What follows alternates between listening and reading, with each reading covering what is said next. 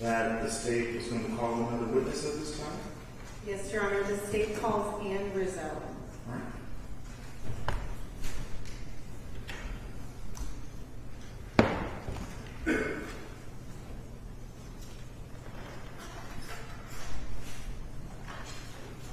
All right, come on in, please. We'll come on down to the front. The witness chair is to my left. And if you could please raise your right hand. Do you solemnly swear or affirm that the testimony you give will be true? Yes. Okay, please have a seat. And then once you're seated, if you could scoot up to the microphone, we're going to be asked some questions. And in response to the question, please speak into the microphone slowly and clearly. All right? Yes. Okay. And then once you're ready, counsel, you can proceed with your questions. Please state your full name and spell it for the court. Ann Rizzo, A-N-N-E-R-I-Z-Z-O.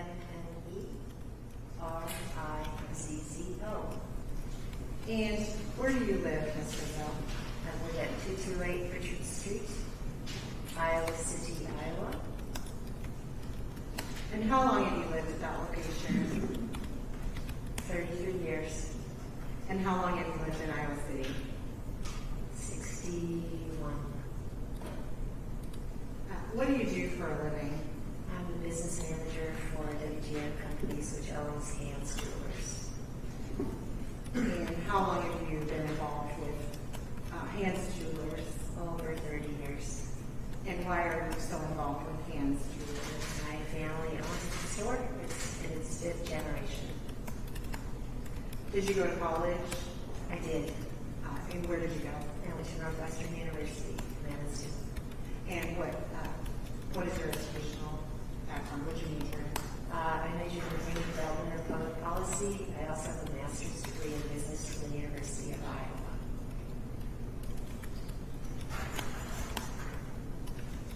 And are you married? I am. And who are you married to? Matthew Rizzo. How long have you and Matthew been married? 34 years. That's right. Better get that one right. And is he involved in the family business also? He is not. Okay. What does he do? He is a physician. And do you have children? We do. How many children do you We have? have 2. How old are your kids? 34 and 28. And when you say you work at the jewelry store, what has been your typical schedule? So my typical schedule is we have a central office, which I start out just off 20th Street. And then I start there somewhere around 7:30. I end up getting my work together and going over to the store somewhere around 9. And then I work the store a good portion of the day, and then I come back to my office to work in the evening. So how long are your days? Really long. Like 7:30 to 9 or 10 at night? Yes, they can be. I take breaks during that time, however. And how do you usually get to work? I walk. And have you always walked I've always walked. in all of the years that you've lived? Well, when my kids were little, I had to take a car Yeah. in case I had to pick them up. But since my kids could drive and get around, I've always walked. And about how far is the distance from downtown to your house? It's a little over a mile.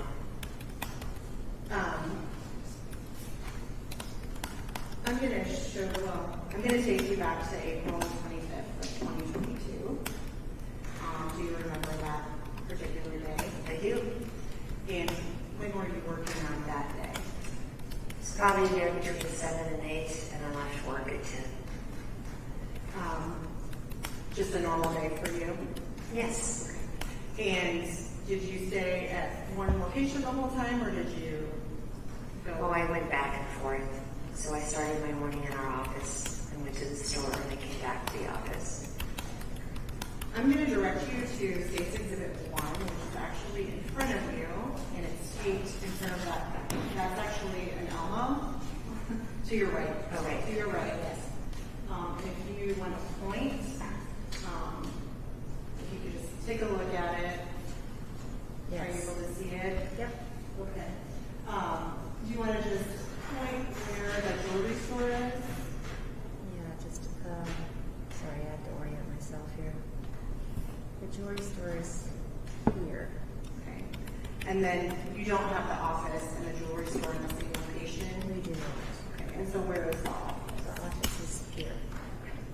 And so you ended April 25th, 2022 at the office? Yes, And is the office above a restaurant? it is. It's above Z-Merrick's. Is that the noodle place? Yes. And so you decided to walk home? Yes. Okay. And do you want to point out where approximately, I know it's probably not on the map, but where approximately your home is? Okay, this will take me a minute. My home is right here. So it's on the west side of the river? Yes. Okay. Is it near any landmarks? Well, the university landmarks would be it's near the College of Public Health and the art building out west, and the working art building, the visual arts building. And taking you back to April 25th of 2022, do you remember what the weather was like that day? It was really cold. And so can you tell me, using the map, what route you took home that night when you walked home? So I left my office, I went out the door, I went down Iowa Avenue. I usually traverse the Pendercrest. And sorry, I got it there. Can you put pull the mic close to your Oh, sorry. There you go. It's hard to look at the top down here. Yeah. So I went to the Pendercrest, down East Jefferson, North Madison, and past the IMU. Did you say past the IMU? Yes, the IM Memorial Union. And turn left, got right after it to get to the footbridge. Okay. And at the footbridge I stopped, put my mittens on, and bought my coat. Your Honor, I don't want to interrupt, but I really am having trouble hearing. Oh, I'm sorry. I'm very sorry. No, I it's hate fine. to. I'll project. That's thank you. If you could maybe Oh. speak, yeah, there you go. Sorry. Thank you. I'm not used to this. So I went across the footbridge, and then I crossed the street. Normally, I walked the street. I didn't cross the street. I kitty cornered this land here to just shorten it up. It was really cold. I went to the Riverside Drive, and then I made an unfortunate decision to get home faster, so I knew that it was early enough, there were people around, and I went through the Art West building, and then I was assaulted. And so you said you went through the Art West. Well, I mean, I went on the boardwalk, I'm sorry. Okay. I didn't go into the building, I walked. There's a sidewalk that goes onto a boardwalk. Can you show me what route you would have taken home if you weren't so cold? Yes, I would have done this. Or I would have done this, which is paved. Okay. Oh, this is what I was intending to do, but I got stopped. This night I was intending to do this. And so that night you were walking and you said the boardwalk? Yes, there's a boardwalk where you can sit and look at the pond.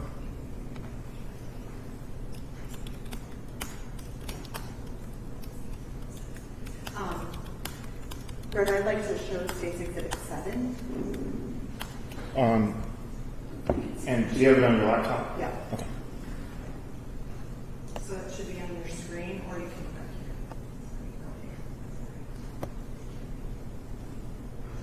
here.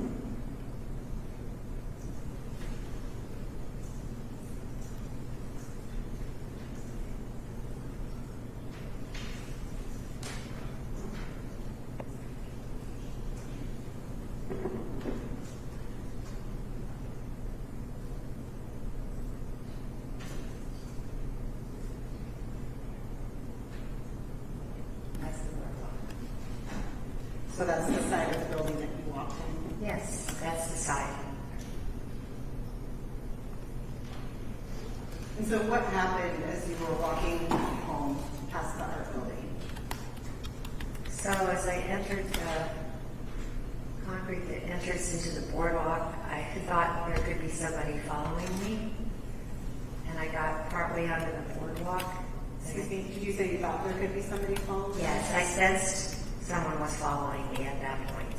Okay, what was going through your head at that point? That I might be in trouble. And so what do you mean when you say you might be in trouble? Because I was entering a location where it was not particularly safe and I couldn't turn around and escape in any meaningful way. And so what happened next? So I continued to walk and I accelerated and I turned around. I looked directly at the assailant in hopes that if I made eye contact with the assailant, that person might back down. How did you know somebody was behind you? I heard something and I sensed something. Were you walking fast? I was walking quickly. I sped up the second I thought I was being followed. Were you carrying anything? I had a purse. And what kind of purse was it? It was a purse that had chain handles and then leather straps. And was it open? It was open. And what side were you carrying it on? I believe it was my left. And what was in your purse? My wallet, money, checkbooks, very few keys. Probably a mask at that time, tissues. Okay. How much money was in your wallet? Oh, there was probably over $1,000. In cash? Yes. Okay. And so you testified that you sensed somebody was behind you? Yes. You started walking faster? Yes. What happened next? When I walked faster, I turned around as I walked quickly, and I looked at him. Okay, so when you turned around, what did you see? I saw a man with a pretty white face, a broad forehead, fairly large nose, a jacket that was red, white, and black with stripes. And was he bigger than you? He was bigger than I was, and he was accelerating towards me. Sorry to ask this, but at that time, what was your height and weight? 5'3", 110. And so what happened when you turned around? I started to run as fast as I could, and he caught up with me way too fast. Did he say anything? He said nothing. Did you say anything? I couldn't get a scream out.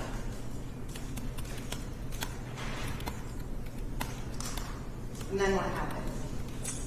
He tackled me, put his arms around me, and he tackled me like a football player would tackle you. Was he behind you? He was behind me, yes. And where along the boardwalk do you remember the location? I think it was past the first set of benches. Second, maybe up to where that bench is on there. I'm not sure. Okay. So when he tackled you from behind, Yes. did he say anything at that point? No. Did you say anything? No, I was stunned.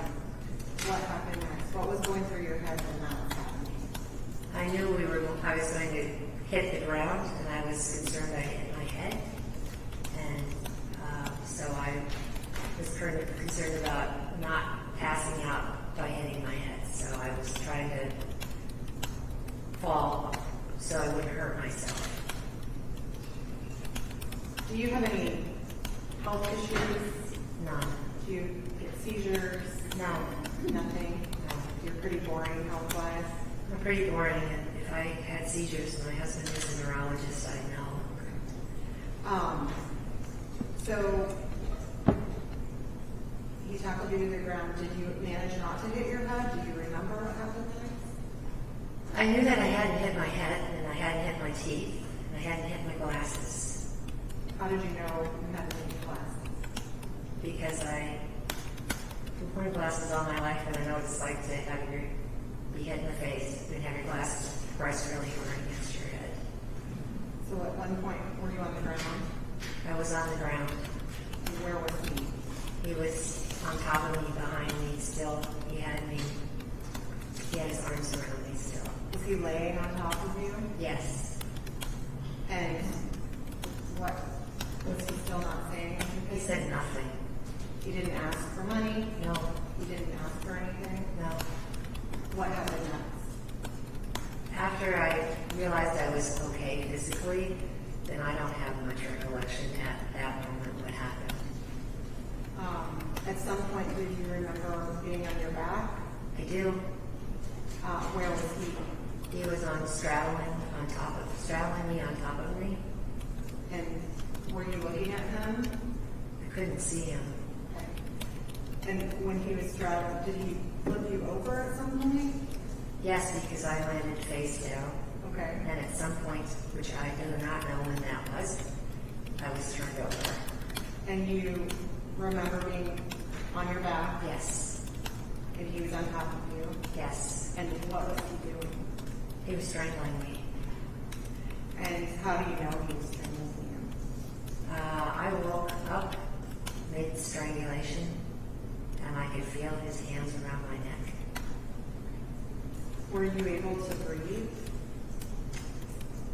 I was, because I woke up, and I was protecting my airway. I knew that I needed to make the muscles in my neck taut in order to continue to breathe. And at some point, did you lose consciousness? I did, but before that point, my arms were like over my chest. I tried to push up, and when I pushed up, he pushed harder. So Did you push up? Why did you push up? I was trying to save myself and get him to get off of me. I thought maybe he would respond and just think he was done. But he was not done. He was not done. No. And so you tried to get him off you, and then what happened? So then I relaxed because I wanted him to loosen his grip or not tighten it anymore. And then I tried to speak. And I said very, very slowly because I realized as I tried to speak, no vocal sounds come out. So I mouthed the words twice. Please don't hurt me. I will give you anything you want. And I did it twice.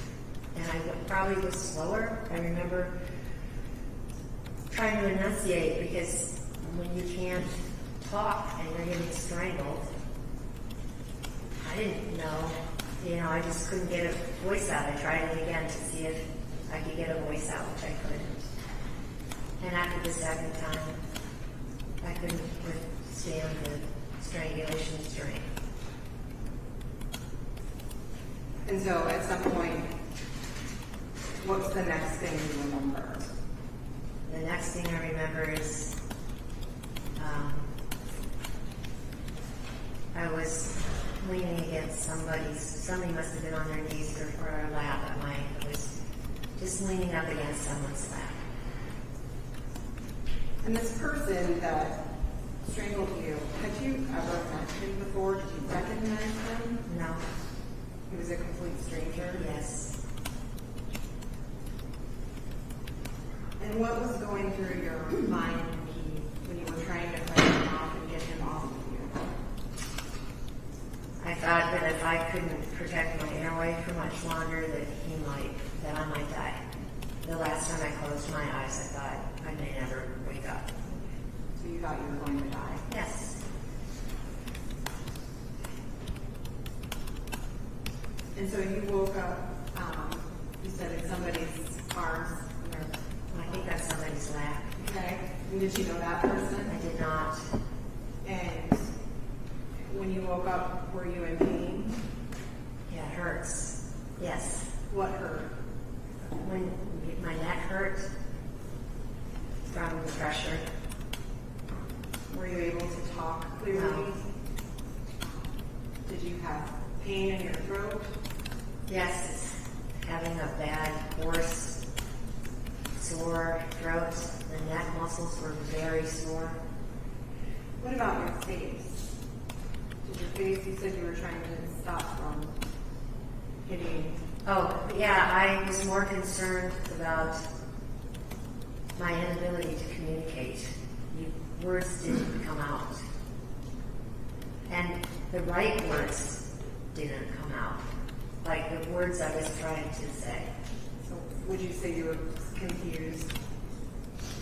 It was confusing, yes, because you don't know why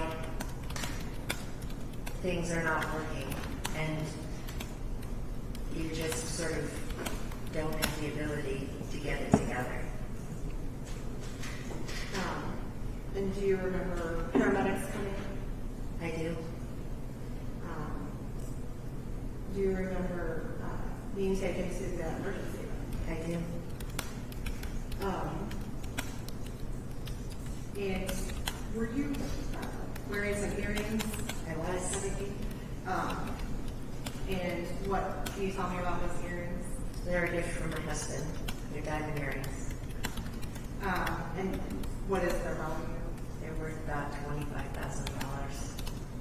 And when you, at some point, did you realize they were missing? I did not realize they were missing until I was actually in the emergency room.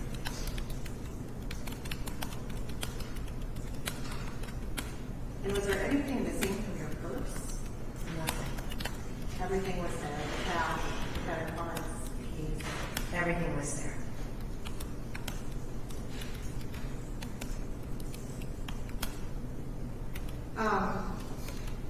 And so what, you were at that ER for a period of time? Yes. And then did police officers come and interview you? Yes. Took your picture? Yes. And then did you go home? I did. And who did you go home with? I went home with my nephew, Charlie Messer. And in the week that followed or so, did you continue to feel pain? Yes. And what was, where was your pain? Pain in the neck, eye pain, the throat. Speaking was hoarse initially. Your muscles are sore. And did that continue, like the pain in your throat and the hoarseness, did that continue? Yes. And did you go back to your primary care physician at some point? I did. And you said you had pain in your eye. Yes. What was that from? I was hit, was punched in the eye. Do you remember being punched in the I eye? don't. Did you have a black eye when you Oh, I had a tremendous black eye, yes. Did you have a black eye when you left the jewelry store that night? No, I had no black eye. But you woke up with a black eye? Yes.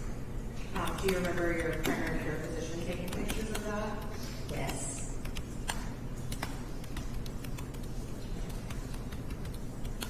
I'm going to show you, show her State's Exhibit 14.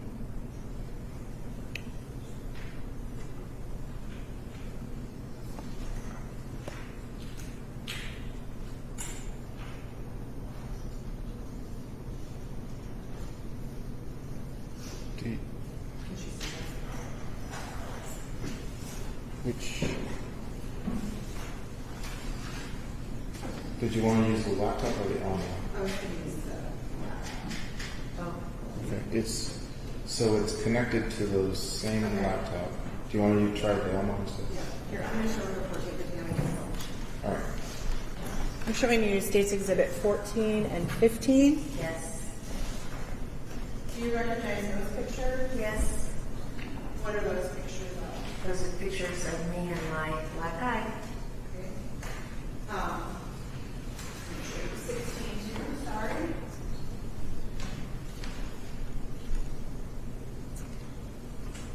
Do you Yes. recognize that photo? Yes. And were those photos taken on May 3rd Yes. by your primary care physician? Yes. And that was about 10 days after Your Honor, the state would move to admit State's Exhibit 14, 15, and 16 and ask to publish them. Any objection? No objection. Okay, so this 14, 15, and 16 are admitted. You may publish at this time. So, Counsel, did you want to do it with the Elmo or the laptop? Do the laptop.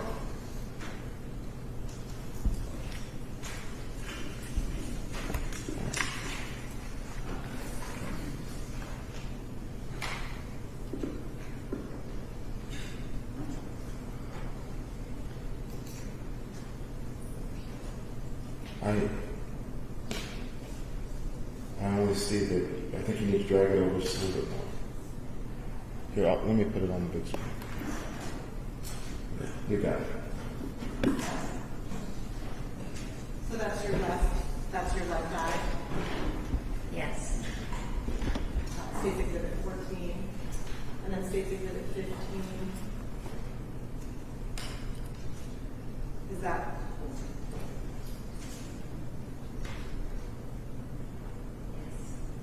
Yes. And did your doctor pull your eye up so that she could see the Yes.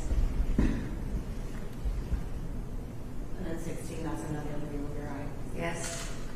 And fair to say that that's not what it looked like when you left the emergency room. That's correct. It took some time for that to happen. Yes.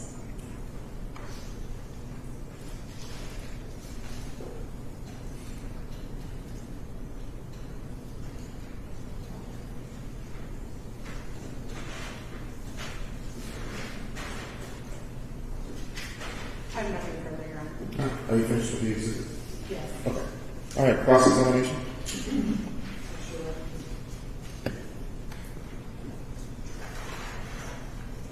Mr. Rizzo, can you hear me okay? Yes. Mr. Rizzo, my name is Jeff Powell. I represent Mr. Younes in this case. You understand that? Yes. So I have a few questions.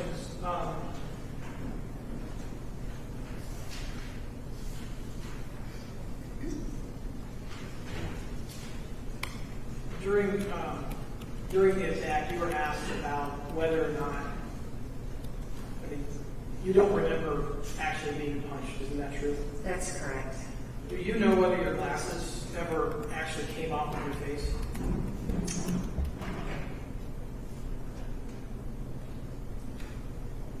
I don't think they were off. They might have moved, but they weren't.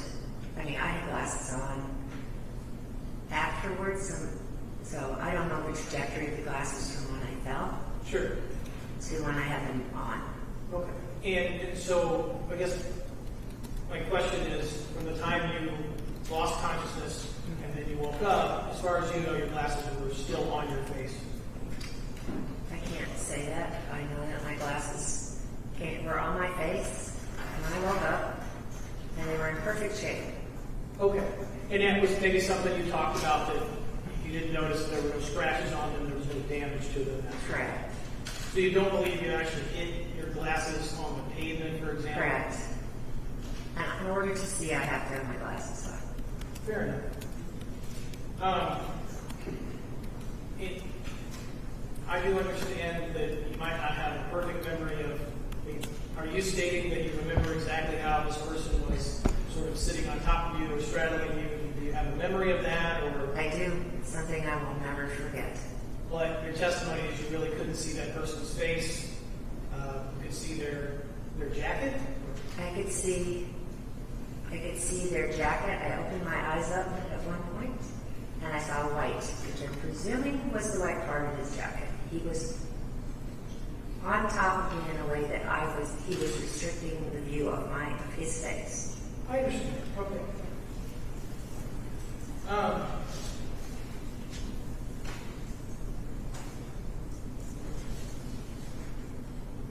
Is it your testimony that you remember seeing the paramedics arrive at the scene? It's my testimony that I saw the paramedics. I heard the siren. You did hear the siren? Do you remember, and if you don't, that's okay, whether or not when you sort of regained consciousness, were the paramedics already there, or? I have no idea. Okay, all right. At some point, you agree that you were able to communicate or attempt to communicate with the paramedics as to what had happened to you? I was able to communicate very poorly. And by that, you mean you were having trouble with speech, right? You were not able to Trouble with speech, trouble thinking. Okay. And then at some point, you remember being put onto the cot. Yes. All right. At that point, do you feel like you were able to communicate and tell the paramedics what was going on? No, my voice was still pretty compromised. It was hard. I did a really good job based on what I was capable of doing, but it wasn't like I'm talking to you. And I understand. Were you able to, for instance, tell the paramedics or the police officers what had happened leading up to this attack? I mean, were you able to formulate that and say it? No. No? I was not concerned with that. So that question wasn't asked. Okay. All right. Once you were in the ambulance, do you recall being in the ambulance? Yes. At that point in time, you think you were able to describe for whoever was maybe asking what had happened? Yes, I remember describing that. Once in the ambulance, yes. Okay. All right. I also remember when people were asking what happened, I couldn't, prior to the ambulance, I literally couldn't get a word out of my mouth. Right. They kept asking, and I was like, I couldn't get one word strangle out.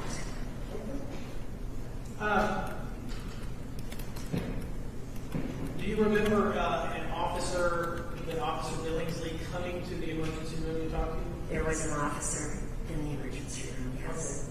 Any idea how long after you had been in the emergency room that officer would have shown up? I have no idea. Do you have any idea how long you stayed in the ER that evening before you were released? I think it was there till somewhere between 2 and 3 in the morning. Okay. So if you got there between 10:30 and 11, you think you were released by between 2 and 3 a.m.? Yes. Okay.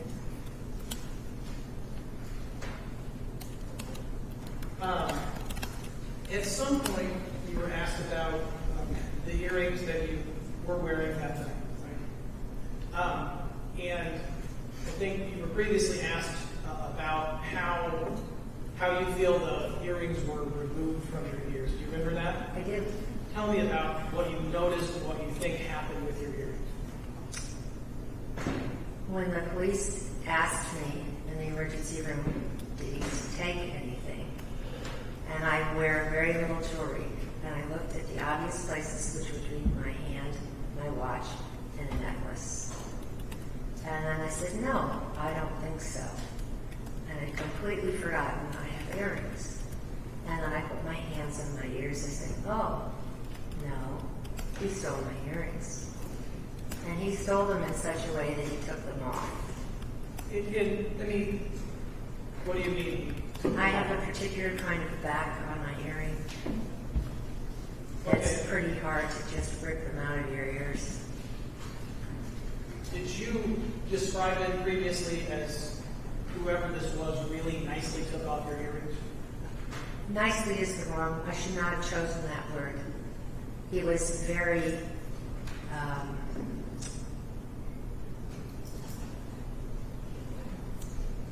he didn't damage my ear, let's put it that way.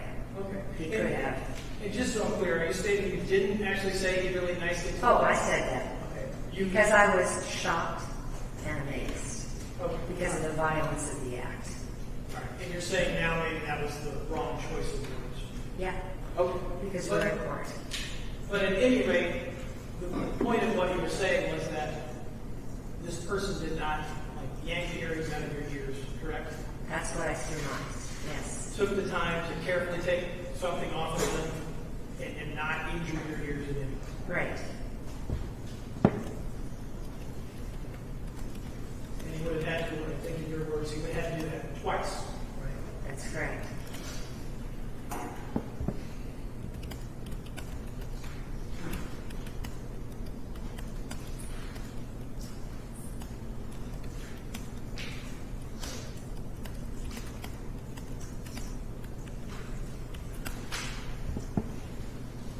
And your testimony was that these pictures were about 10 days after the attack?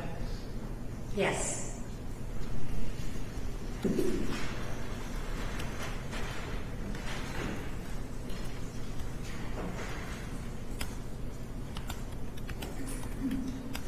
Thank you. Those are my questions. Any reader?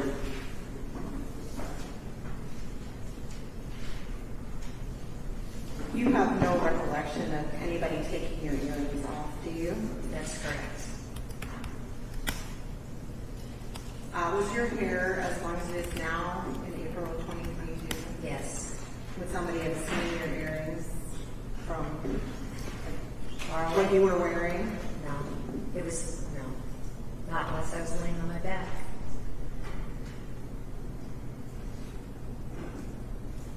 And you don't remember the moment where you stopped being strangled, do you? No, I passed out. So the last thing you remember was you're being strangled. Is that correct? That's correct. And then you woke up and somebody was holding you that you didn't know. Right.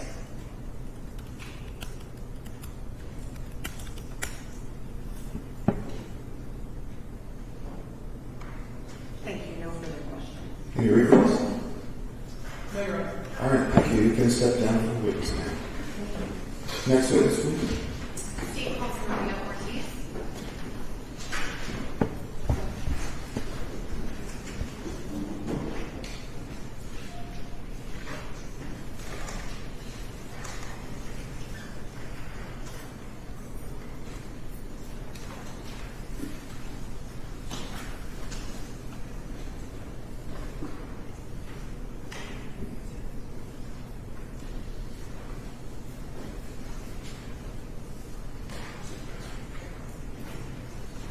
Hello. You can come on down to the front. This is where the witness chair is located to my left. And if you could raise your right hand. Do you solemnly swear or affirm that the testimony you give will be true? Yes. Okay, please have a seat. And in a moment, you'll be asked some questions. Please speak into the microphone slowly and clearly in response to the questions, okay? Okay. All right. When you're ready, Counsel, you can proceed. Can you please state and spell your name for the record? Maria Ortiz, Mariaortiz. Good afternoon, Ms. Ortiz. Can you tell us, are you employed anymore? Yes, I'm employed at St. Luke's, Amada Senior Care, and One Love Homes. And is that on Cedar Rapids? Yes. I'm going to take you back to 2022, April of 2022. Can you tell us, well, first I'm going to back up. Can you tell us if you know an individual named Ali Younes? Yes. See the individual seated to the far left in the checkered shirt? Yes. I don't think the record reflects that the witness is identified as the defendant. It will. Can you tell us when you first met the defendant, Mr. Younes? I believe I met him October of 21 Do you recall how you guys met? on Facebook dating. So online at first? Yes. And how long was your relationship? Up until, well, I had known him up until the incident, and then afterwards for a few months. Were you guys in a relationship throughout from October of 2021 through April of 2022? It was more of a on and off again thing. Towards the end of March, we decided to be kind of like an exclusive couple. And was that in March of 2022? Yes. During the course of this relationship or the time that you knew Mr. Younes, where were you residing? It was on Johnson Street here in Iowa City. Do you recall where the defendant was living when you first met him? I think it was Stanley Hall. Somewhere on the University of Iowa campus? Yes. Are you aware if the defendant remained in that same residence throughout the course of your relationship? No, there was a few months where we weren't really speaking, and when we did start talking again, he was living at Birch Hall. And you said your sort of exclusive dating relationship starting around March of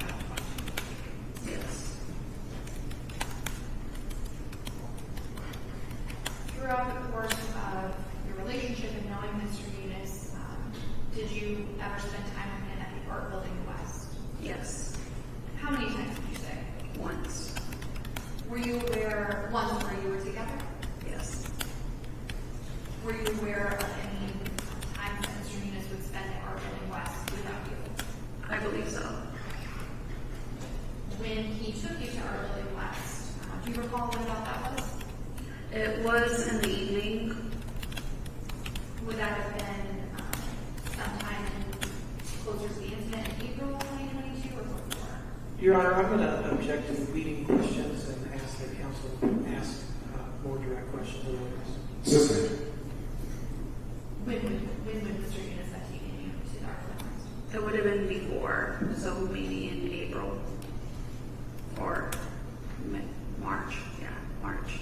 And what time did you say you remember being there? It was night, so probably around like 8:39. Do you recall what you did there? We hung out. He was kind of sort of like jumping off of things. So there was like a rock that he like jumped off of and landed on his feet. At one point he like jumped into the like the pond.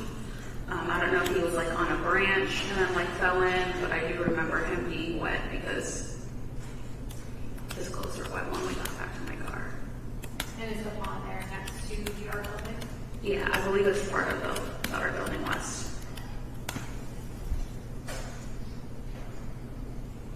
Ms. Ortiz, I'm going to direct our attention now to April 25th of 2022. Do you recall that date? Briefly. Do you recall having contact with the defendant on that date? Yes. And can you tell me, from the best that you can remember, when the first sort of contact you had with him on April 25th of 2022? I believe it was earlier in the day. There was like a period of time where he had not like responded to my text message, and so it was closer to like end of 9, closer to 10 that I called him and asked him if he wanted to hang out, and he's like, "Yeah, come pick me up." And so within like 5 minutes or 10 minutes, I was there picking him up.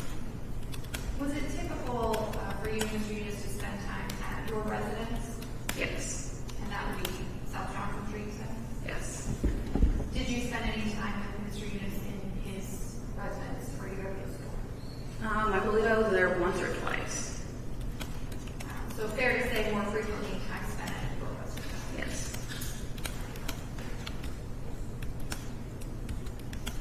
So you said you believe he messaged you around 10 p.m.? So I had texted him throughout the day, and then there was a like period of like 3 or 4 hours that I didn't have any contact with him. And so I'm not sure if I had texted him and was like, "Hey, what are you doing?" But then it was closer to like bedtime almost, and I was like, I just decided to call him. And you recall, did you go and pick your defendant up? Yes.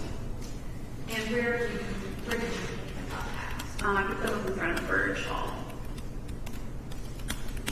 Was it typical of you to take Mr. Younes up or drive him around? Yes. When you picked the defendant up, do you recall anything about his demeanor that evening? He seemed a little bit paranoid. He got into my car a little quicker than usual. Is there anything else you can tell us about him being paranoid? What did you do? I just remember him getting in my car and he was just kind of like looking around. Do you recall what he was wearing at that time? I believe he was wearing like sweatpants and a like Tommy Hilfiger puffer jacket that was like red, white, and blue, I believe. I know it was red and white. Had you ever seen him wear that particular jacket before? Yes.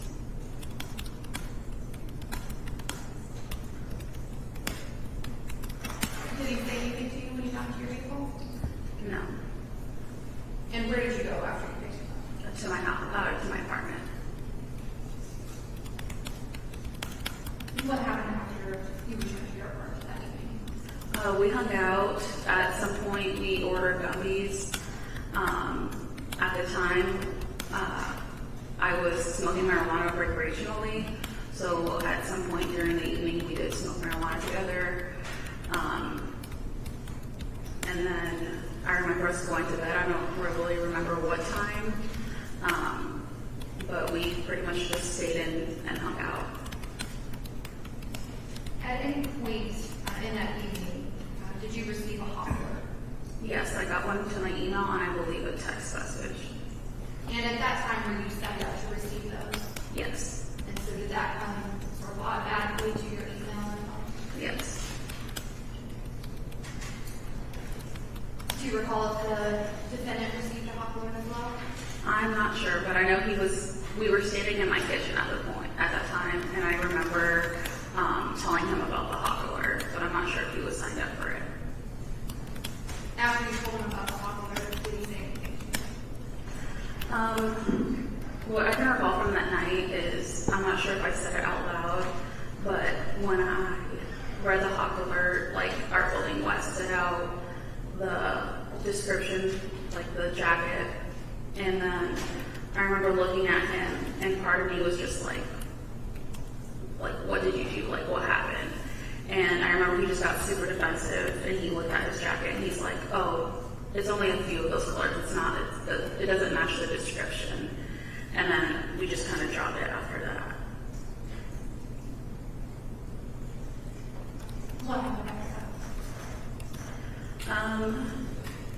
We ordered gummies, had gummies in the living room.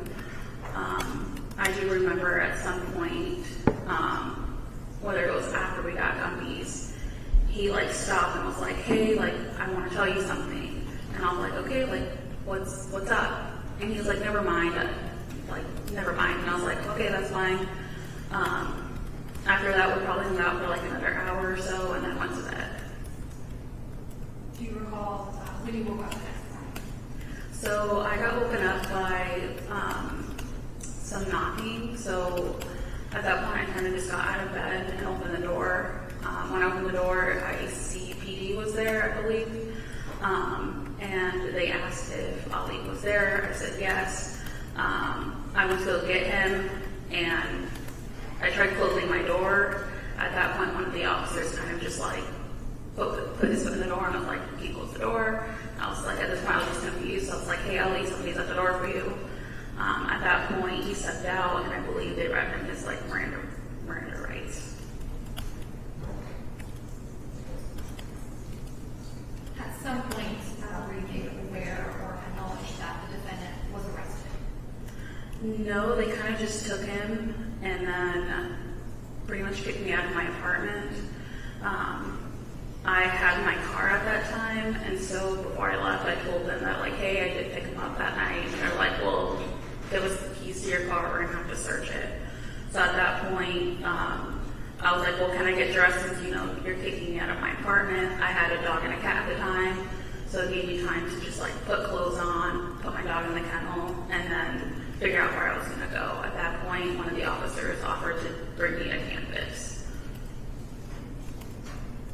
And you mentioned earlier that you had seen the defendant some point after he was arrested. Yes, so I did see him via video at first. I believe on his birthday, his parents bailed him out, and so he was on house arrest. And so over the summer, I did see him 2 or 3 times, I believe. And so you said he was on house arrest out of jail at that time? Yes. So you saw him in person? Yes. And when would that have been? It would have been like early July, end of June. I remember being there around the 4th of July. And what year would that have been? It would have been 22, I believe. So a few months after this incident. Yes. Did you and the defendant have any conversations while you visited with him? Yes. And can you tell me about those conversations? So during the time of my visit, his parents were kind of always around, or his sister was around. There was a time where we were able to like get outside of the house and sit in the trunk of my car. And at that point, I don't know how we were having the conversation, but I pretty much asked him, like, hey, when we were on the couch that night, like, you said you wanted to tell me something. What was it? And he was like, that I did it. And then some joke about it. And then at that point, I was just like, okay, wow. Like, part of me kind of knew just because of like the description and everything, and part of me is just like, maybe if I knew what the picture was, like, because I didn't know anything until like the day after when I was like waiting on campus that like my sister called me and she's all like, you need to check the news. So I didn't know that there was like a picture attached to the hawk alert. But we did have that conversation. And so when you said you did you ask any clarifying questions? He pretty much just was like, I choked her out. And then I didn't really ask any other questions. And over the course of seeing him at that point in June or July of 2022, did he make any other statements to you about this case? I don't think so.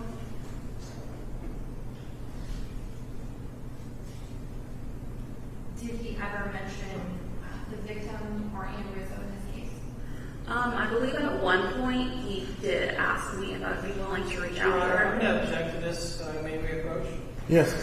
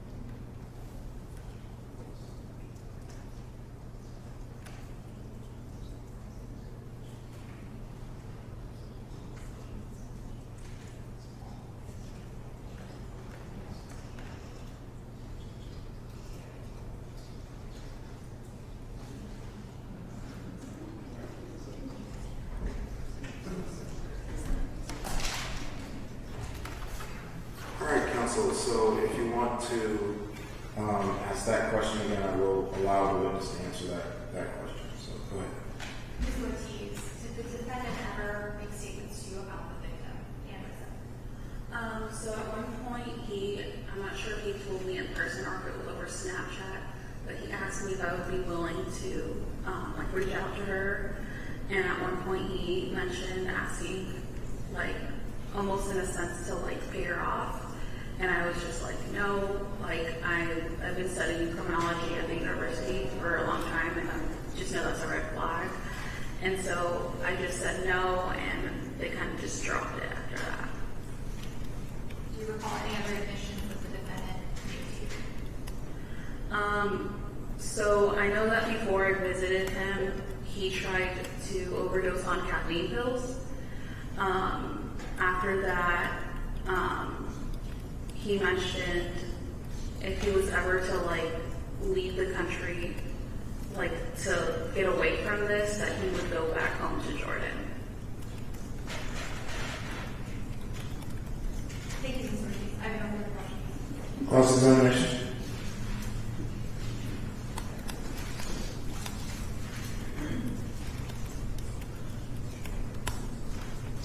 Ms. Ortiz, can you hear me okay? Yes.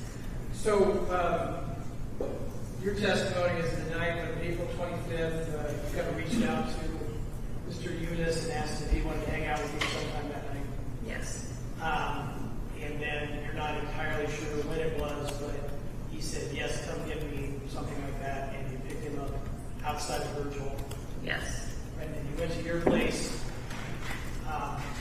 where the two of you remained for the rest of the night until the next morning when the Iowa City Police knocked on your door. Yes. There was some discussion of the hawk alert. I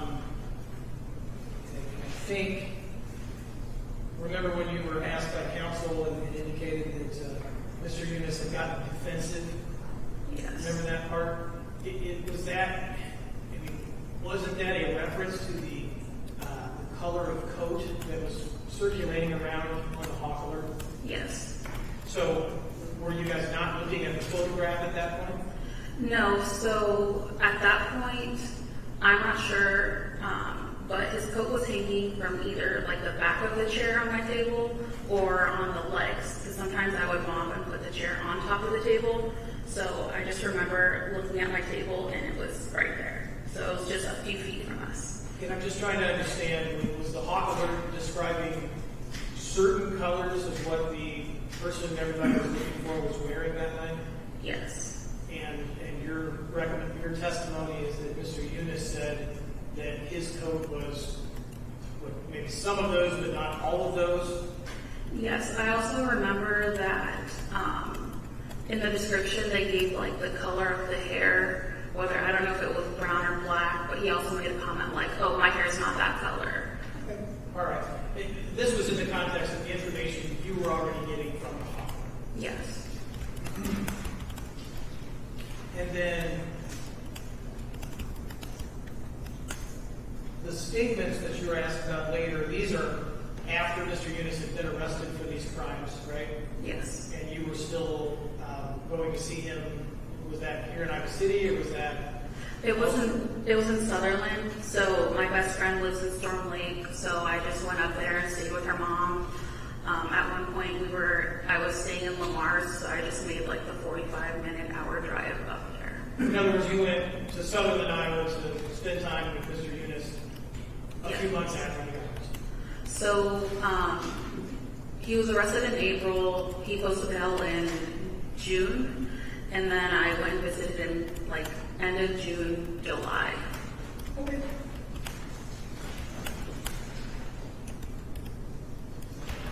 Those are my questions to you. Thank you very much.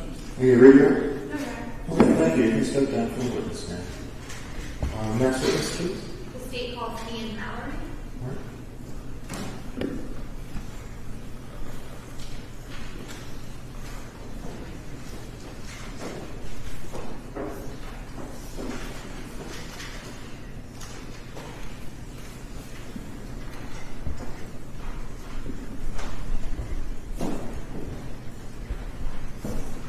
All right. Come on in. Witness stand is down here to my left. If you could raise your right hand. Do you solemnly swear or affirm that the testimony you give will be true? I do so swear. Okay, please have a seat. Then, once you're seated, you can speak into the microphone in response to the questions. And once you're ready, you can proceed with the questions. Can you please state and spell your name for the record? My name is Ian, spelled I-A-N, Dennis, D-E-N-N-I-S. Last name is Mallory, M-A-L-L-O-R-Y. Can you tell us where you're employed, Mr. Mallory? I'm employed at the University of Iowa Police Department as a detective assigned to the Investigations Division.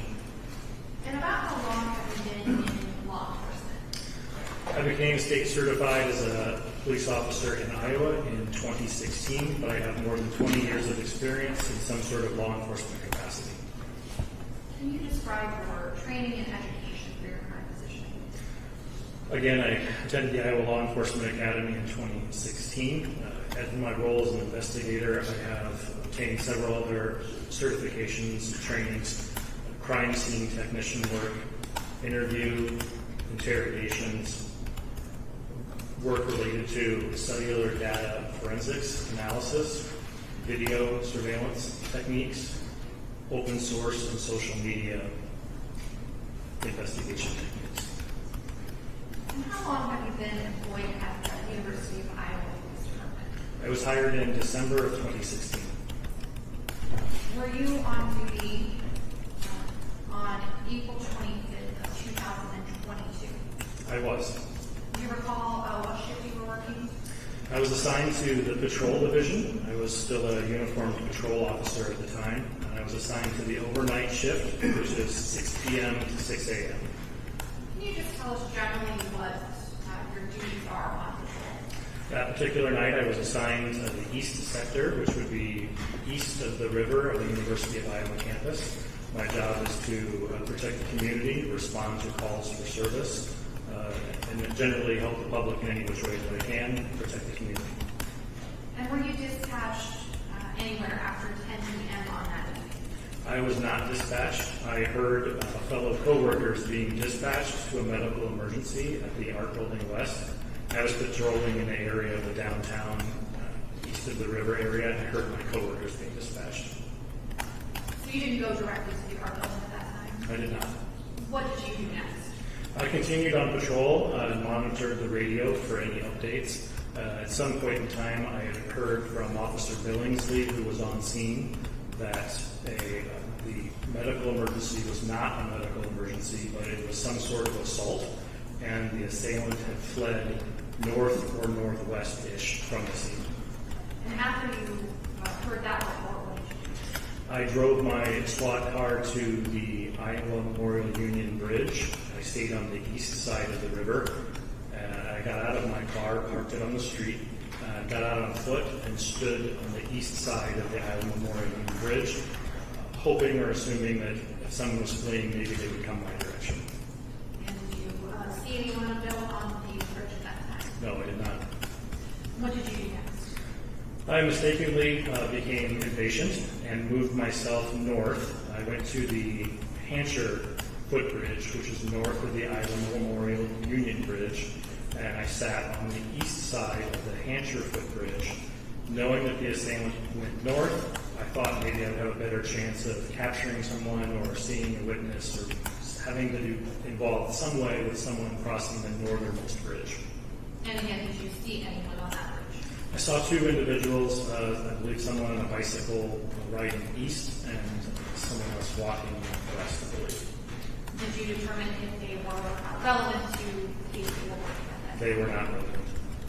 And what did you do then next? After sitting at the east side of the Hampshire footbridge for a few moments, I left that area and I went to the Manville Heights neighborhood, which is northwest of the art building. And I started patrolling the streets, hoping that I would find someone outside or out and about, just hoping to get lucky that I would find someone involved in crime. And what did you do after that? I patrolled those streets for several minutes. Listening to the radio, I heard Officer Billingsley radio that she and the ambulance were leaving the Art Building West with the victim, and they were going to head to the hospital. Hearing that information, I believed that there was no one left at the crime scene, so I left the patrol area and I went straight to Art Building West to basically set up a crime scene.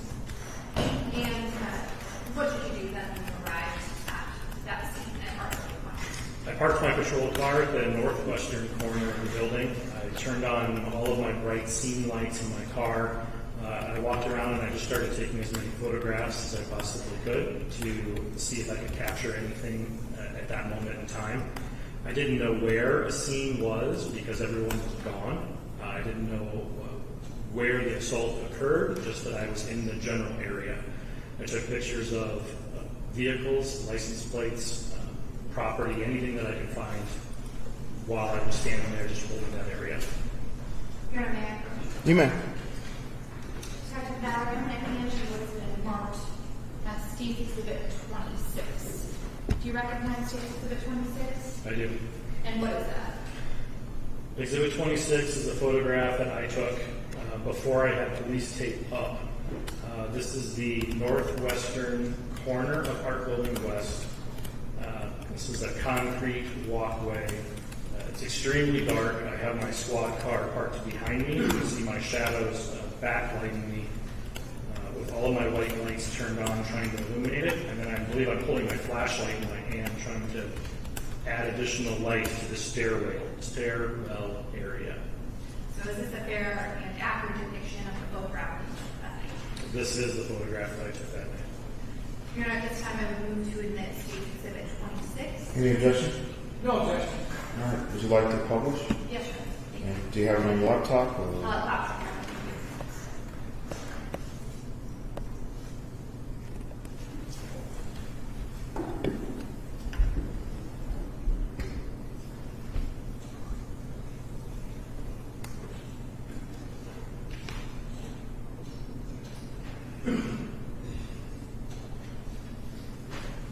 So Detective Mallory, you mentioned that you were holding a flashlight.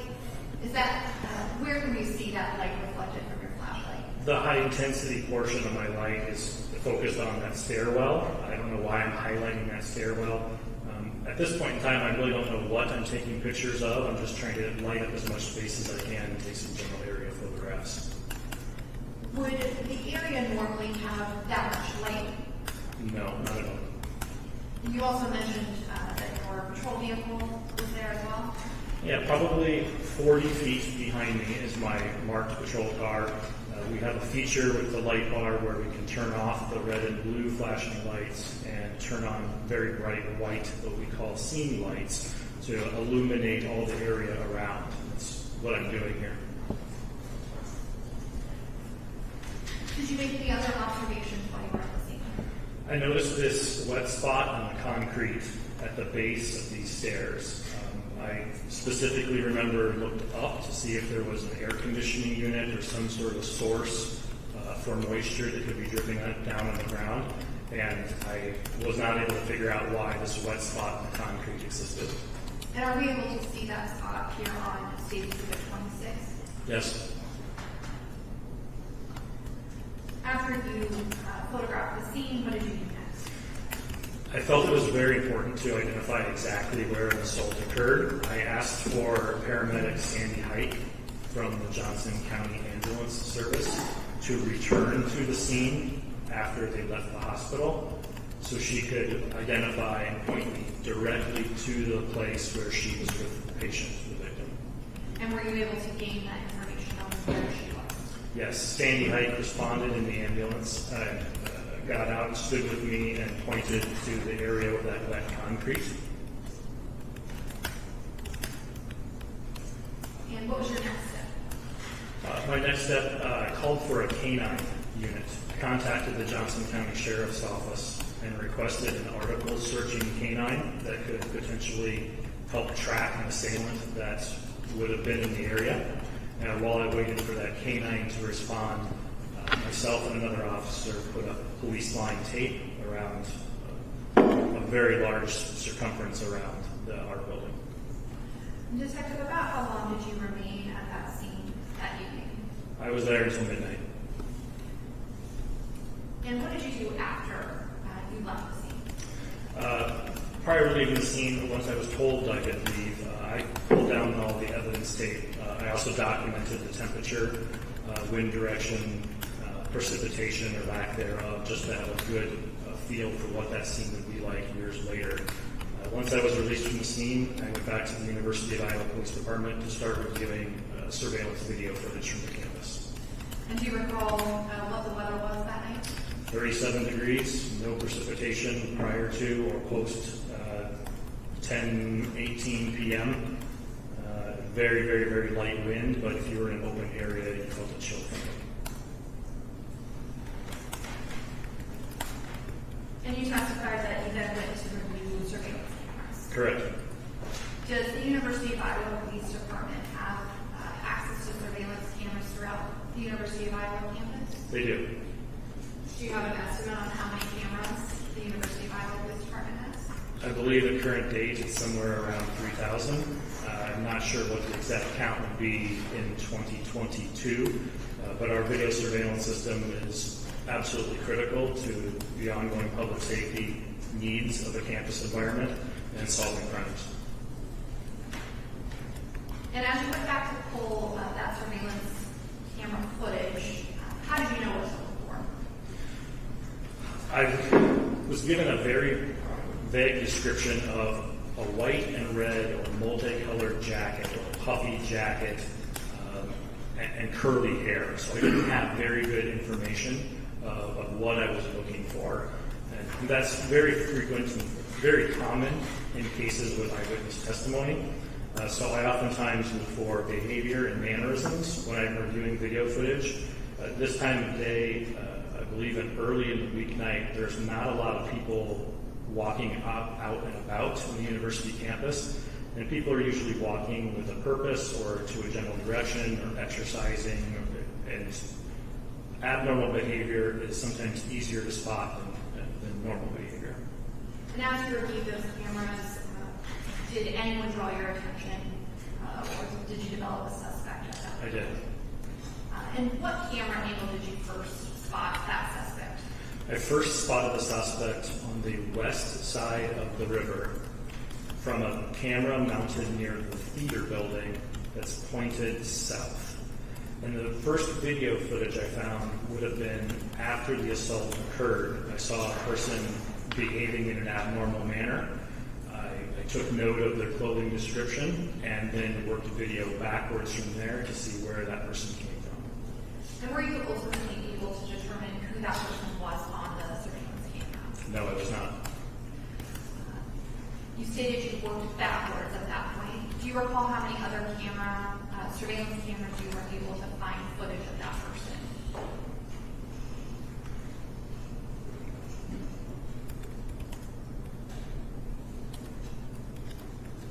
I used 4 different views for my total identification lineup.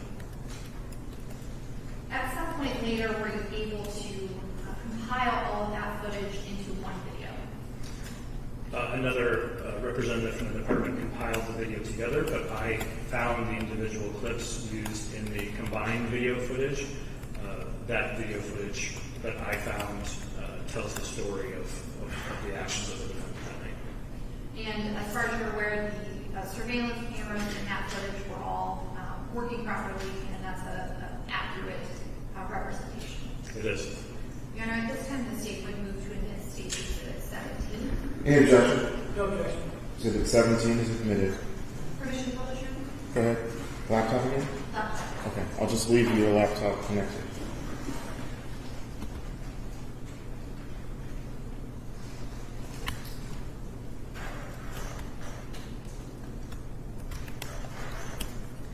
Detective Mallory, can you tell us what this first camera, or excuse me, where this first surveillance camera is located? This first image and video is located at the exit of Burge Residence Hall on the University of Iowa campus. I did not locate this particular video because I didn't know who was walking through this door. My video that I identified was later. So this video was located later during the course of the investigation. Correct. And are you able to see the timestamps on that video or date and time? Yep. And can you tell us what the date is on that video? It's April 25th, 2022. And what is the time? 9:56 p.m. and 38 seconds. And are you aware if that timing is accurate as to the real time?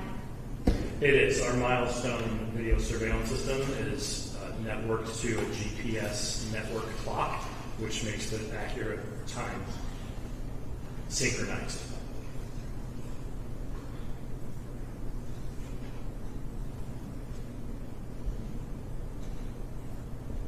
Awesome. Video, 8 seconds in. Detective Mallory, is there anyone on the screen in this where I have it paused that you were able to identify? This is Ali Younes wearing his red, white, and blue puffy coat. And he would be, is this exiting Burge then? Yes.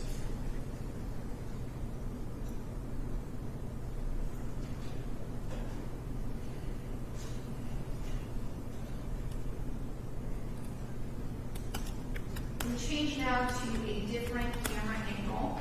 Can you tell me where this camera faces? Sure. This is the first bit of video that I started working with in the early morning hours on the 26th. The camera you're viewing right now, I'm going to pull out now, is on the east side of the Hansher footbridge. This video camera is pointed directly west. You can see Hansher Auditorium off in the top right-hand corner, maybe like the 1 o'clock position. And at the lower right-hand corner where you pause the video, this is a public green space area just northeast of the footbridge. It's a commonly used area that people would traverse in green space, study, and at nighttime smoke marijuana. Can you see any individuals on this where it's paused? Yeah, this video is significant because there's a female wearing black pants and a gray sweatshirt who's already about halfway across the Hansher footbridge. And I call this female number 1. She's walking westbound across the bridge, and Ali Younes in his red, white, and blue puffy coat is emerging from the public green space area, just starting to walk west on the footbridge. Were you ever able to identify the female that you just referenced? No.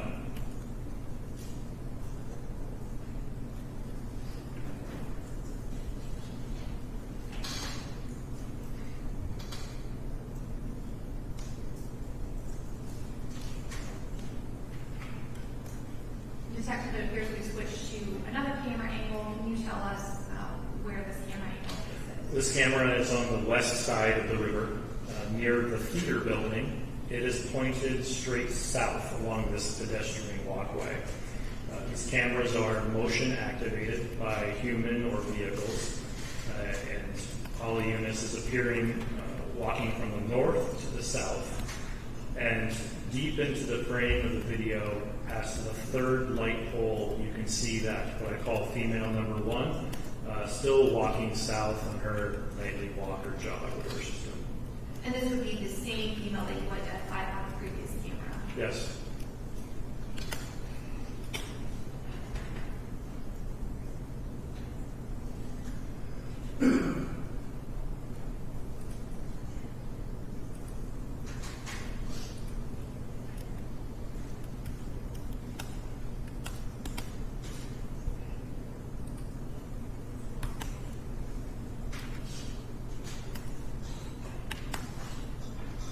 Both are still in frame. The female is very, very deep in the exposure there, and he's just walking around that last curve, jogging around the last curve.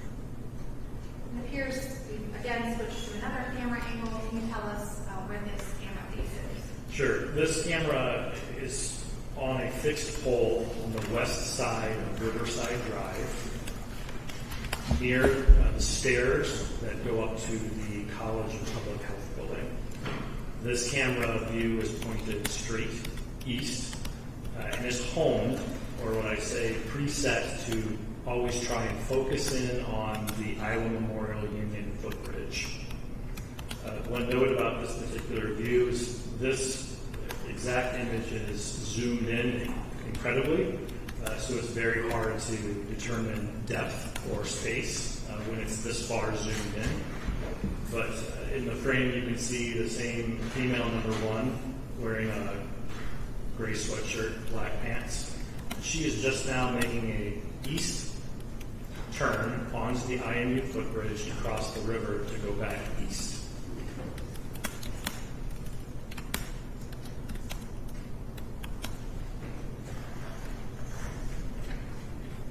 The other person you see on the bridge, deep in the frame by the headlights right now, is unidentified and unrelated. And who was the individual who just walked into frame? Ali Younes just made the turn from southbound to eastbound on the footbridge, left hand in his pocket, about to cross, walking east across the river.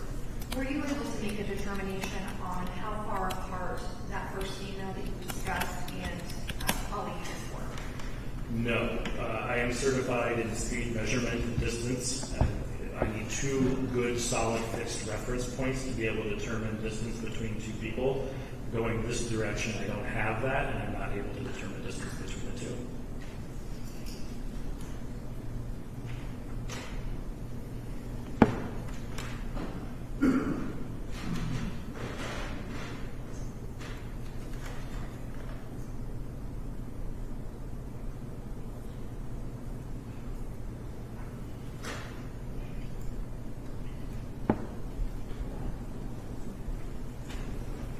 And as we watched Detective Mallory, are we continuing to see the defendant move eastbound? Yep, both the defendant and female number one are walking eastbound. The third person who is uninvolved is now off the bridge walking to the north. And in a moment, when this car makes a turn southbound, you will see Ann Rizzo start walking westbound in your frame. And you were able to identify Ann in these surveillance videos? Yeah, I actually took a photograph of Ann in this surveillance video and sent that photograph to Officer Billingsley, who was still at who I believe was still at the hospital, and I asked, "Is this your victim from this case?" And Officer Billingsley said yes.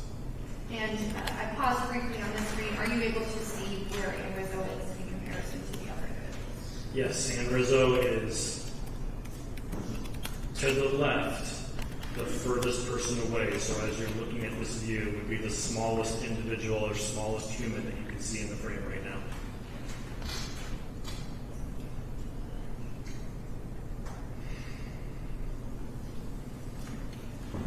And the defendant is still on the bridge or walkway at this time?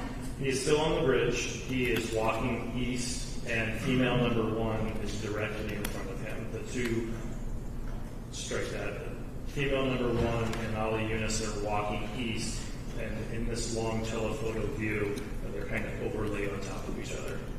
And if the defendant were to be returning to Burge Residence Hall, would this be a good way for him to go? This would be a direct path back to Burge Residence Hall. And that would be if he continues east? Yes.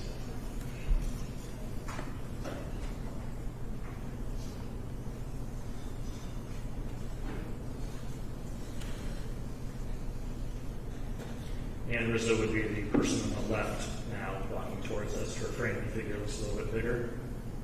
And Detective, are you able to see the timestamp at this time? 10 p.m. and 26 seconds. Female number one has left the bridge and is walking north, and the defendant is at the end of the bridge changing his selection of who he wants to follow. Your Honor, I object to that comment. That's not part of the evidence. That's the opinion of the witness. Sustained. You can continue next question. Thank you. Detective Mallory, do we see the defendant stop at the end of this footbridge? Yes. Do we see him turn and come the opposite direction from how he's walking? He changed his direction to go back west, yes. Pause the video again briefly. Has the defendant made a change in his direction at this point? Yes, he's walking west. And is there anyone in front of the defendant that you can see on the video? Ann Rizzo is in front of the defendant. Is there anyone else that appears to be on the footbridge at this time? There are only two people on the footbridge. It's the defendant and the victim.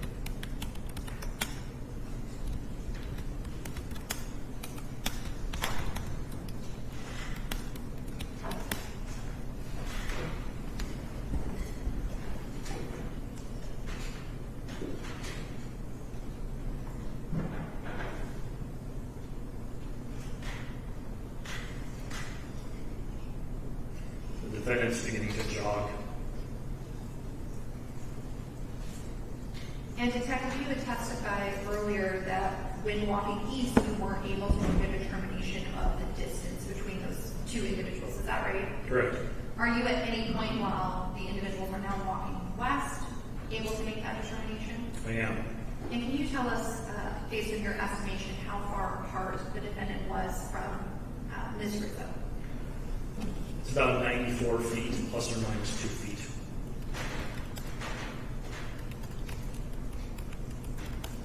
The defendant looks over his right shoulder right now.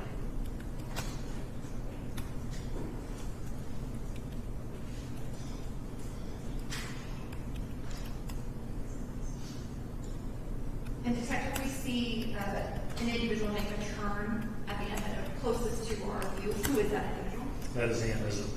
And which direction is she now going? It looks like she's cutting across the grass. She's cutting off the sidewalk. She's moving from walking west to now walking northwest. And so what road would she be walking alongside?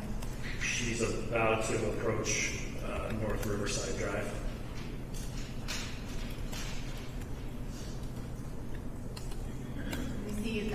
Rizzo has left the view of the camera. Does she return to this camera view at any point that you were able to find? She does not.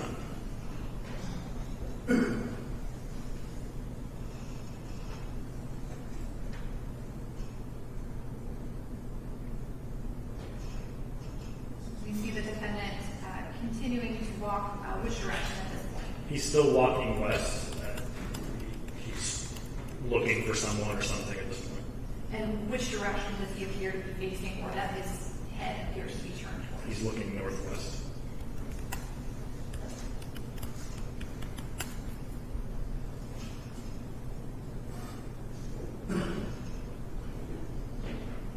And again, Detective, it appears that we've switched back to this camera view. Can you remind us where this is? Sure, west side of the river by the feeder building, pointed straight south.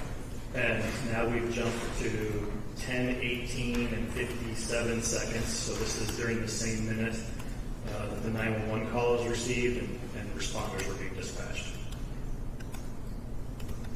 There's a figure coming into frame very deep into the shot, walking along the path, walking northbound.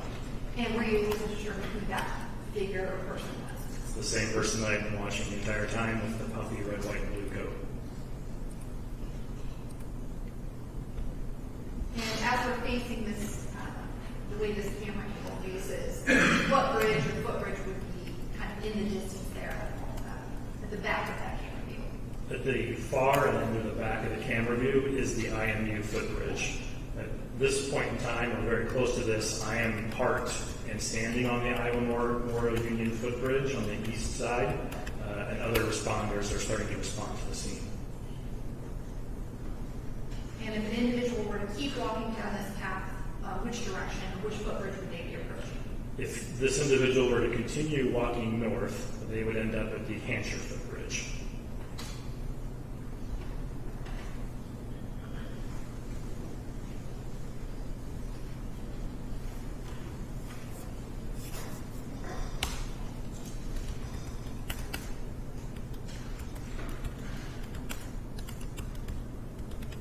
At this moment, the defendant looks up and he sees Officer Maria Sanchez's patrol car in the Hampshire parking lot. She responded to the north side.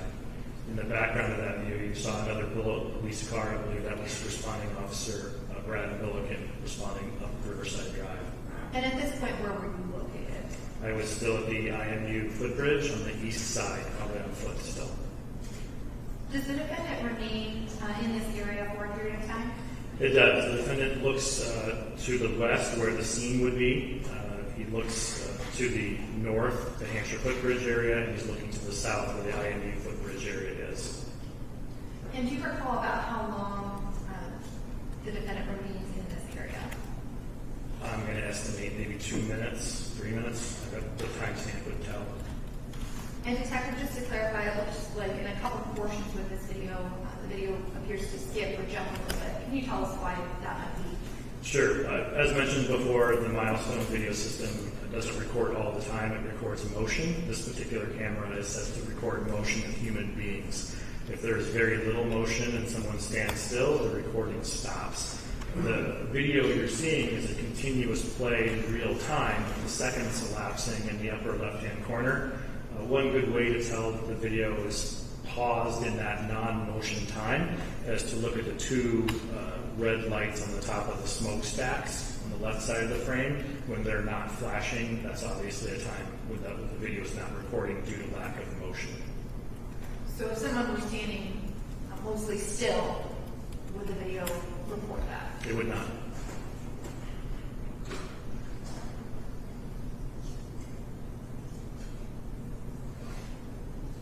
Again, you said this individual waits here for a few minutes. Yep, he's currently facing the direction of the scene of Art Building West, or looking west.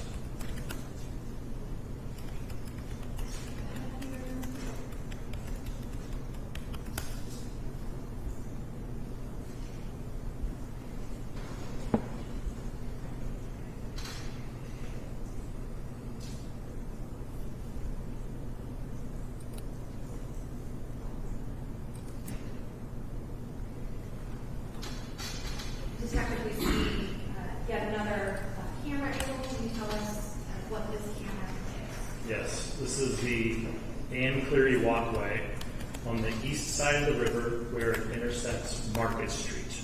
So this would be the one-way street driving westbound, but the camera is pointing east. In the lower right-hand corner, Ali Younes in his red, white, and blue puffy coat appear on his cell phone, walking east. And again, the individual was walking toward Burge Residence Hall. Which direction would they need to walk from here? This is a path to Burge Hall. To go to the back doors, someone could walk west next to the Brain Rock down the Ann Cleary Walkway, or continue walking north to Clinton Street and then turn left or north to Clinton Street north.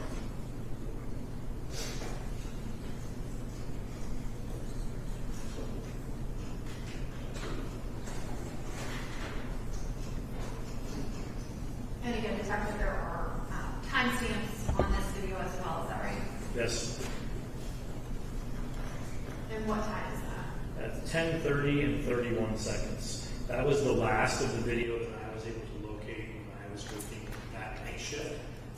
This clip or frame was located by someone else the following morning. And can you tell us where this camera angle now is facing? Sure. This is a camera mounted on the south side of Burge Residence Hall, between Burge Hall and Dawn Hall. It's pointed directly at these bike racks on the street you see in the lit area is Clinton Street. And can you tell us again the timestamp on this video? 10:33 and 29 seconds. And who do we see that figure in front of the truck that's driving? That is the same person we've been looking at in the video wearing the red, white, and blue puffy coat, walking north on the west side of the street, and they are on their cell phone making they're interfacing or using their cell phone at this point. Was this you said that you personally were not able to locate this video the evening you were working, is that right? Correct. Was this the last video that depicts the same individual? Yes. And after you gathered the surveillance video from all of these cameras, what did you do with that image? I took still images from the best lit, the best shot views that I could find from the video. I compiled them on an attempt to identify a document that I sent out to law enforcement agencies across the county, hoping that other police officers would be able to identify the person's picture in photographs. And is this typical for law enforcement to provide photographs to other law enforcement agencies? Very.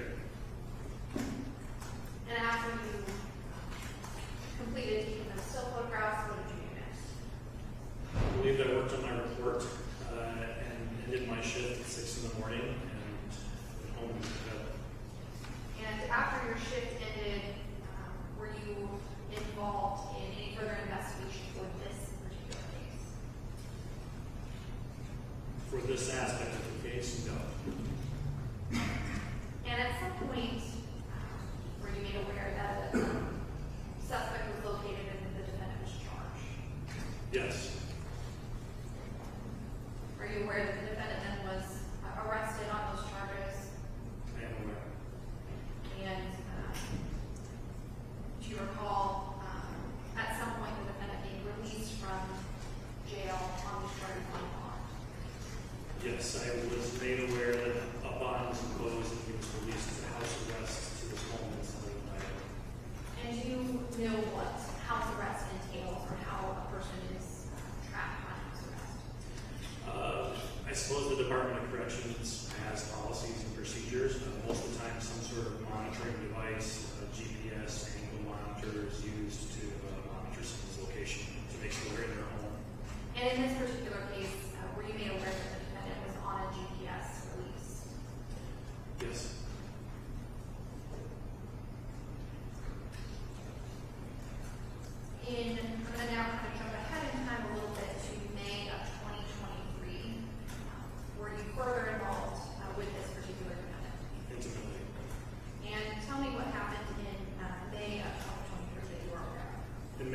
2023, a patrol officer received all points bulletin on their computer telling them, officers across the state, that Ali Younes had cut his GPS ankle monitor device and was not able to be located in his home and was in flight. And did you assist with that investigation to determine where Ali Younes was? I did. And ultimately, can you tell us where the defendant went? Ali Younes fled the United States of America with his grandmother and went to where his grandmother and mother's family are in Oman, Georgia. And are you aware if the United States is able to extradite individuals from Jordan? The United States did not extradite him from Jordan. After it was determined that that's where the defendant was, did you have any further contact with the defendant? I did. And how would the defendant contact you? For more than a year, the defendant and I communicated via email and then eventually WhatsApp, text messaging service to be able to talk to each other. And how frequently would you say you had contact with the defendant starting in May of 2023? Occasionally it would be multiple emails per night. Sometimes emails would be exchanged over the course of a couple of days. Then there would be a brief lapse where I would not have any communication at all. I would send an email out checking up on Ali and seeing if he wanted to continue talking to me on a regular basis. And sometimes he would respond and sometimes he wouldn't. And about how long did these conversations go on? Year and a week. And what happened after a year? After a year and a week, Ali Younes voluntarily surrendered to U.S. State Department authorities in Amman, Jordan, and facilitated his transport back to the United States. So what year would that have been? 2023, 2024. And eventually, did the defendant return to custody in 2024? He did. And did you have an opportunity to meet with the defendant when he returned? He did. And did the defendant make any statements or admissions to you at that time? He did. And can you briefly tell us what those statements and admissions were? Related to the escape or related to April 2022? Related to the incident in April of 2022. I specifically asked Ali to take me back to the night in April of 2022. We first talked about person number one in the video. He said he recalled who that person was or that they existed, but was of no interest or consequence to him. Ali told me that he ran up behind Ann Rizzo near the art building and struck her or attacked her. I asked Ali specifically, did you put your hands around her neck? And he said he did. Did you have any, did the defendant make any further admissions to you at that time? The defendant told me that his attack on Ann Rizzo was not sexually based. He told me that he thought that she had a lot of money, that the earrings that he stole he thought were fake. He intended on giving them to his girlfriend eventually.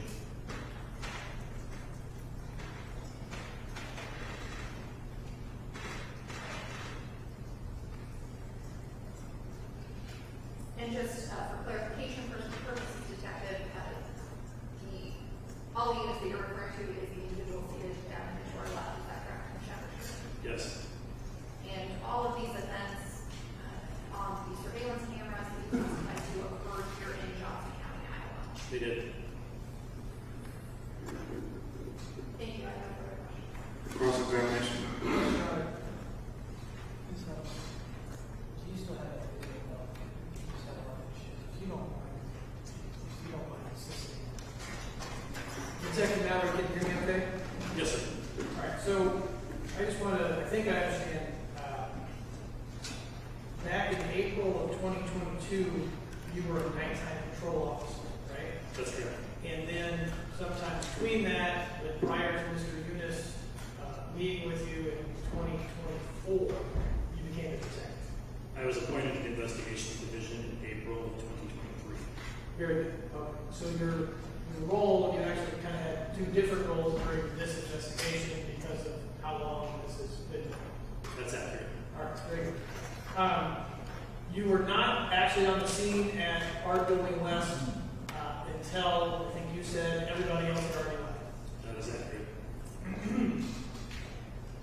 And my understanding was you, once law enforcement was looking for this suspect, you stood by at the east end of the IMU footbridge, hoping to maybe see somebody of interest come across the footbridge. Correct. And I understand you parked your car, you didn't have your lights on, you were kind of quietly waiting there, is that the right word? Exactly. All right. And then, in your words, you became impatient and left that location and went up to the upriver to the Hampshire footbridge. Yes. Right? And the reason why this is being the reason why you're telling us this is that you now know that Mr. Younes was apparently on the other side of the river, and perhaps if you'd have stayed where you were, you might have met Mr. Younes when he came across the river. That is my assumption, yes. But that's not really what happened. Okay. Can you show me?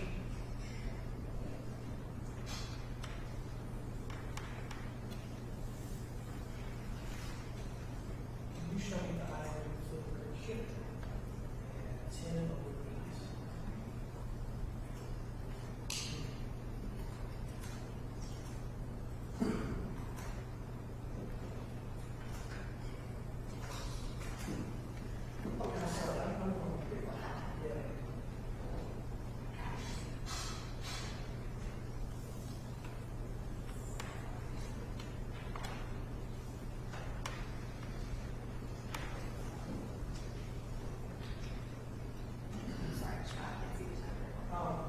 That's 2.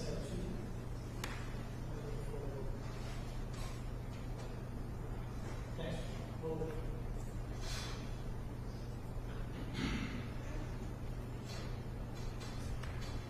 Roll it. There you go. That's not good. So, Detective Mallory, this is the view of the IMU footbridge looking east across the river. Is that right? Yes. And you, I think, mentioned this, that with the zoom in that you have on this camera, it is,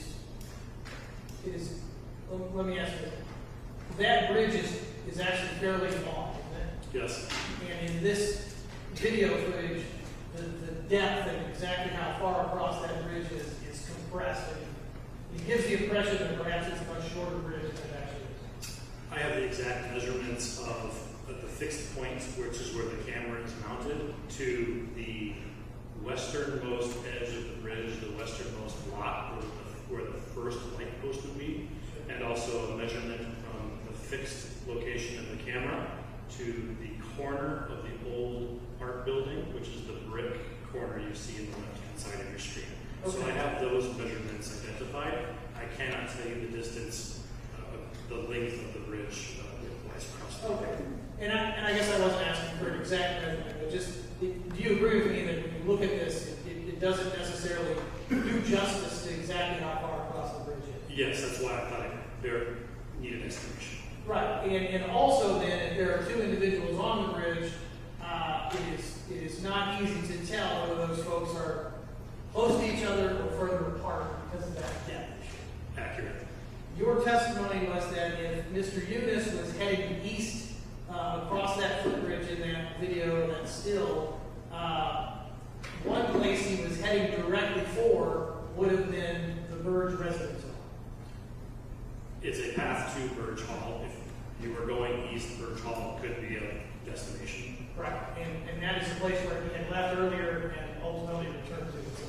Yes. All right. And then in the video, rather than going to Burge Hall, we see Mr. Younes instead, around the time that Ms. Rizzo gets on the bridge, instead change direction and start coming back west across the footbridge.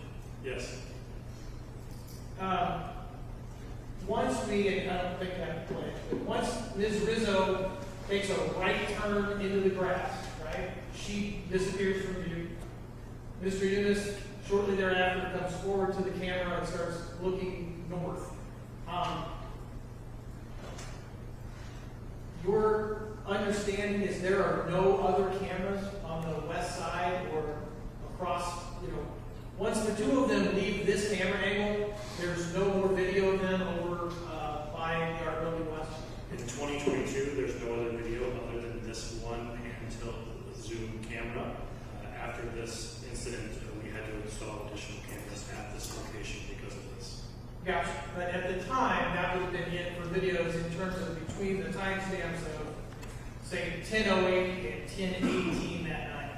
That is perfectly accurate. All right. And so then, because at 10:18, move that forward a little bit.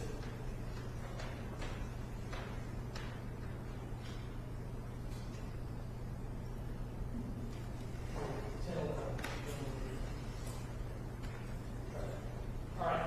So this is 10:19. The camera angle is now, the timer says 10:19 p.m., which is after the 911 call, after dispatch, after the EMTs have arrived on the scene. I don't know when EMS arrived, but the dispatch time and 911 call time was 10:18. Okay, so this is right around the time of when the 911 call happened. The 911 call happened at 10:18. This is 10:19. All right. And at any rate, your understanding is whatever incident happened at the Art Building West happened prior, obviously, to the 911 call. That's accurate. So from here on out, all of this video will be after the incident at the Art Building West. Yes.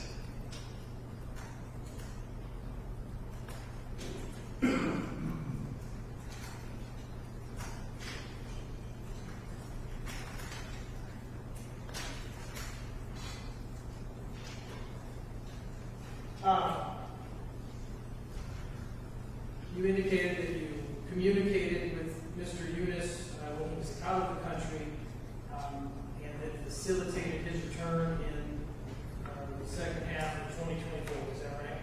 Yes. Once he came back, he sat down and did an interview with you. Is that right? He interviewed with myself and Detective Cooper. And we might hear from Detective Cooper later on in this trial. But at any rate, whatever statements Mr. Younes did make to you, were those reported? Yes. And that would be a fair and accurate depiction of what both of you actually said in the interview. Yes. At this point, I have no further questions. Reader? Just very briefly, right? Go ahead.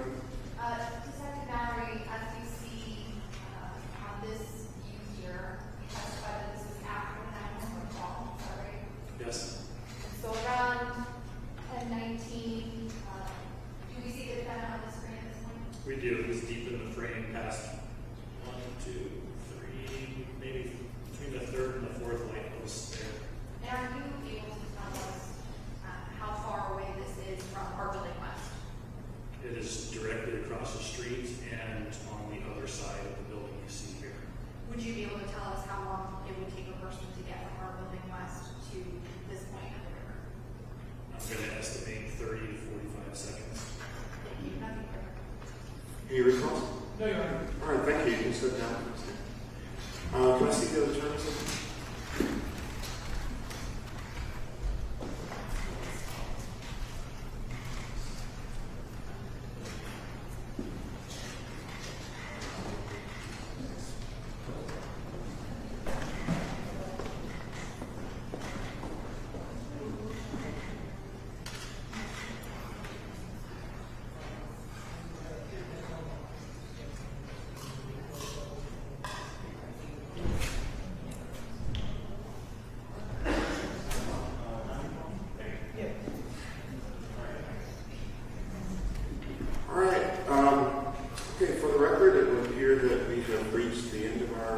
Day for today. So tomorrow morning we will recommence proceedings at 9 a.m. But we will be in recess from now until that time. Anything else for the record from the stage before we recess officially? Anything else from the defense?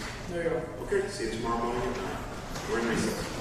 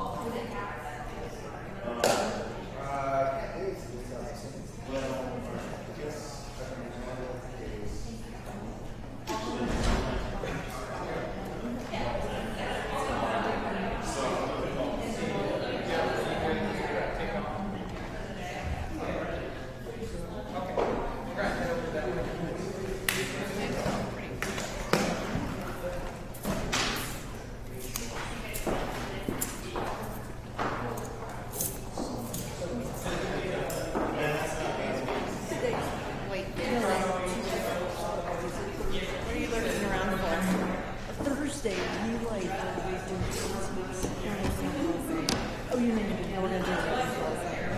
You're gonna do what? We're gonna do a written closing. Oh. So there won't be. I just didn't know, because sometimes it's. And, I mean, we may have an appointment, depending on what happens tomorrow. So tomorrow. Yeah. But we'll probably have 8 minutes or 2. Okay. I mean, we've agreed. Yeah. We kind of figured it out. Yeah. There's no, like, yeah, no surprises.